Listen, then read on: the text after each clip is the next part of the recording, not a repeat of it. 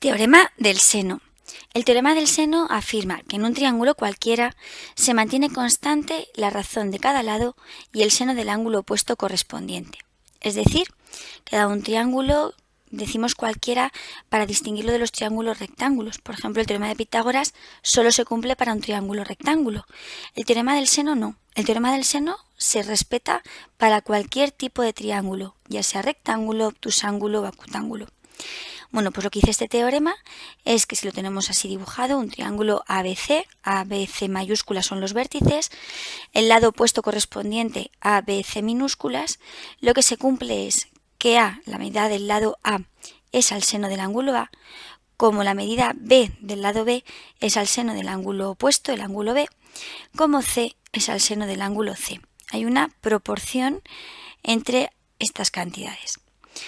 Utilidad. Pues nos va a permitir calcular un dato desconocido conociendo de un triángulo o bien dos lados y un ángulo, o bien dos ángulos y un lado. Dependiendo de los datos que nos den, veremos qué igualdad nos interesa aplicar. Vamos a ver la demostración. ¿Por qué se cumple este teorema del seno? La demostración es muy sencilla, se puede seguir simplemente mirando el dibujo. Dibujemos un triángulo cualquiera, ABC, y trazamos la altura sobre el lado B, tal y como tenemos en la figura. Separamos entonces este triángulo en dos triángulos rectángulos, uno a la izquierda que hemos coloreado en azul y uno a la derecha que está en rojo. Ambos triángulos son ahora rectángulos, ya que la altura es perpendicular a la base. ¿Qué se cumple en cada uno de ellos? Bueno, pues vamos a empezar por el azul. Si miramos el triángulo azul, el seno del ángulo A, por definición de seno, es cateto opuesto, que sería H, partido por la hipotenusa, que es C. Despejando, H es C por el seno de A. Vamos a hacer lo mismo en el triángulo rojo.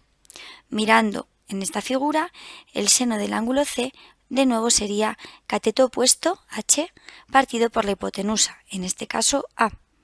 Despejando el H, H es A por el seno de C. Por lo tanto, hemos obtenido dos expresiones para H. Si juntamos ambas y las igualamos, podemos asegurar que C por el seno de A es A por el seno de C. Escribiendo estos productos en forma de fracciones, cruzando, tendríamos A entre el seno de A es igual a C entre el seno de C, la igualdad que queríamos demostrar. Realizando la misma demostración para cada uno de los tres lados, trazando la altura sobre el lado B, sobre el lado A o sobre el lado C, obtenemos la doble equivalencia. A es al seno de A, como B es al seno de B, como C es al seno de C. Vamos a verlo en un ejemplo. Nos dicen resolver un triángulo. ¿Qué significa resolver?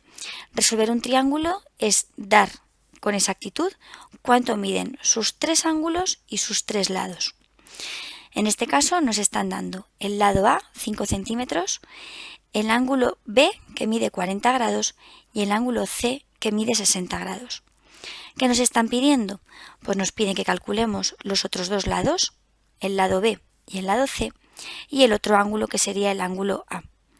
Luego la suma de los tres ángulos de un triángulo es 180 grados, sustituyendo B por 40 y C por 60, la A tiene que ser 80 grados.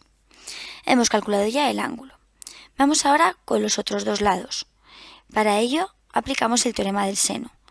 Ponemos la fórmula, A es al seno de A, como B es al seno de B, y en esta fórmula conocemos el lado A, el ángulo A y el ángulo B.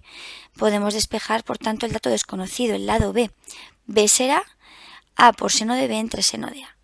Sustituimos los datos, la A por 5, B por 40 grados, A por 80 grados, y con calculadora obtenemos que el lado B mide 3,26 centímetros. Nos queda ya solo por calcular el lado C. Tomamos la igualdad del teorema del seno y volvemos a despejar el lado desconocido, C. C será A por seno de C entre seno de A.